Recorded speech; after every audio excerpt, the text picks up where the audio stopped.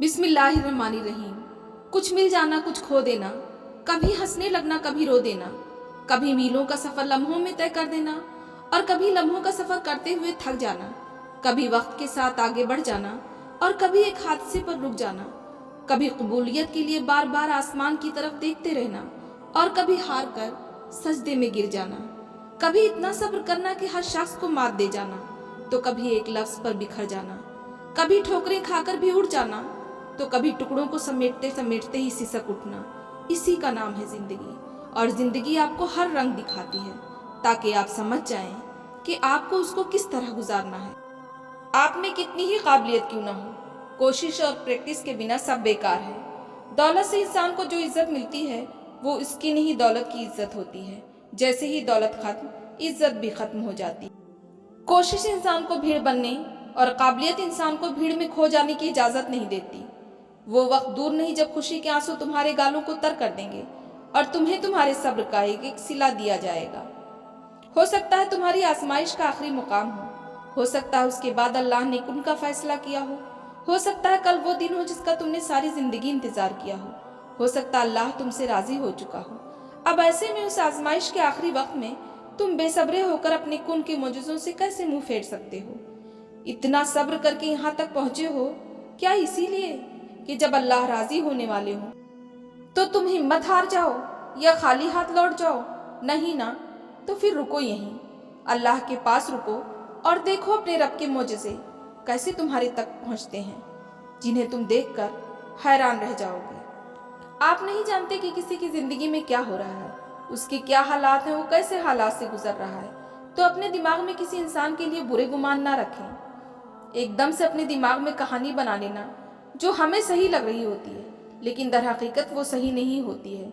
इससे ताल्लुकात में कमज़ोरी पैदा होती है, ज़िंदगी के रिश्तों में कशीदगी पैदा होती है, ज़िंदगी ख़त्म हो जाती है, सब कुछ इधर ही रह जाता है। लेकिन ये मामला यहाँ नहीं रुकेगा, आखिरत तक जाएगा। इसलिए हमेशा पॉजिटिव रहने की कोशिश करें क्योंकि पॉजिटिविटी इंसान की ज़िंदगी को आसान बना देती है, जबकि बुरा गुमान इंसान की ज़िंदगी को बेसुकून कर देता है। लफ्ज़ों की ताकत को कम नहीं समझना चाहिए। एक छोटा सा हाँ या ना पूरी ज़िंदगी बदलने की ताकत रखता है। बाज़ लोग खामोशियाँ पढ़ लेते हैं और बाज़ अल्फाज भी नहीं समझ पाते। बर्दाश्त बुज़दिली नहीं बल्कि ज़िंदगी का एक अहम उसूल है। जिस दिल में क़ुव्वत बर्दाश्त है वो कभी हार नहीं सकता। उम्मीद जब अल्लाह से लगी हो तो टूटने का खौफ नहीं होता। मर्द की खूबसूरती उसकी शक्ल में नहीं उसके अल्फाज में होती है। अगर उसके अल्फाज बदसूरत हो जाएं तो अच्छा खासा मर्द भी बुरा लगने लगता है। जब आपको शक हो तो अगला कदम छोटा उठाएं। बेकार बातों को सर पर सवार ना करें। आपकी जहनी सेहत लोगों की राय से कहीं ज्यादा अहम है। यकीन की एक डोर टूटती है तो रब हमें दूसरी डोर से फौरन जोड़ देता है। हम थक कर रुकते हैं तो वो चलने की नई वजह देता है। वो हमेशा हमारे साथ रहता है, आजमाइश के बाद भी, आजमाइश के साथ भी। दुआओं में तो इतनी ताकत है कि इंसान उसका अंदाज़ा कभी नहीं लगा सकता।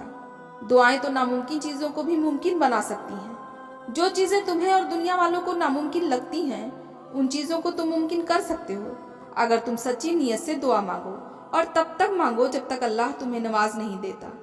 सबसे बड़ी दौलत यकीन है। अल्लाह नज़र नहीं आता, उसके होने का यकीन, उसकी कुदरत का और उसके इख्तियार का यकीन, उसकी मोहब्बत का, उसके सब सुनने का यकीन, उसके सुनकर समझ लेने का यकीन, उसके देने का यकीन।